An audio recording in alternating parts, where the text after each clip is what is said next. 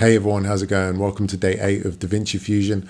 I hope you've been enjoying the ride so far, and if you have, please make sure you are subscribed and you've liked this video and previous ones you've watched, because it massively helps me. And today we're going to jump into a tool called Surface Tracker. Once again, this is for the studio version, so if you haven't really bought it yet, I would definitely think about it.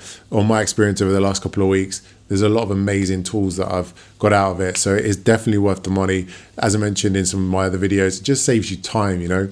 If you're cropping something out like Magic Mask or creating subtitles, it just does things a lot quicker for you, so it is really worth it. And this is a really interesting tool, so let's jump into Fusion. I've got this little clip of me here, and what I'm just going to do is basically, find it with Surface Tracker, add, and this is basically a great tool if you want to plant a logo onto someone's top, or put tattoos on someone's face, or plaster text on the side of a mountain. It's just a great way to mask something over a particular surface. And the crazy thing about this tool is it actually works from left to right. So here on the side we have bounds. Let's just say I want to track my whole face, and the great thing is, well, you can kind of miss out certain sections. So I'm going to miss out my eyes and my lips and my nose. So if we, I don't know what that's doing down there. Let's go around this way around my face. I'm just going to check if this is the best spot to start with. Maybe there's one that's more facing forward. All right, let's say here. So I'm just going to go around the edge of my face. And what we can also do is, if you click on plus whole, this now is going to be any parts that I want to not include. So I'm going to go around my eyes. And we're going to add another one. So you have to add a new one if you want to add a different section.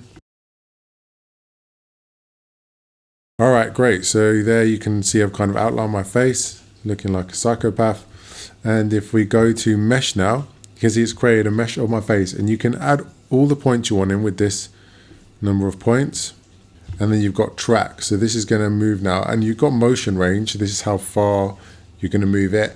Originally, I kind of left it at default, and even though there wasn't much movement now here in my head, I feel like it wasn't keeping up. So mess around with this to make sure, you know, it's moving how you want it to. I'm going to go for better, and then we can just go track, and it should start tracking everything.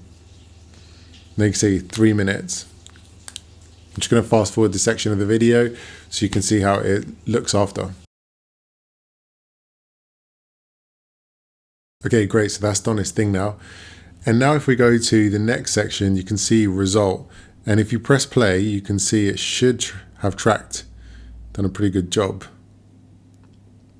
So now you can choose what you want to add to that. If you want, you can add something like text, and that should, as you can see, it's kind of moving around the face a little bit.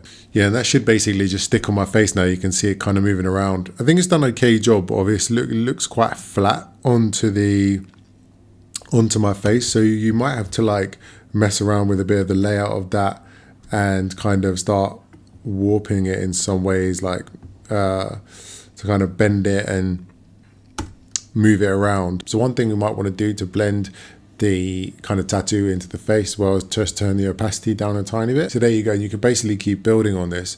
And there's some really great things people have done with this, like putting logos on their top, and these things can look really, really realistic. Like, it's actually quite amazing. So I did want to test that on my top, but I'll do that another time. One thing I would say though is also make sure you have the contrast. I know I've left it in log footage here, but a lot of people have said make sure you have the contrast, and you know, maybe convert the footage to Rec 709, because the tracker works better if there's a bit more contrast in your image.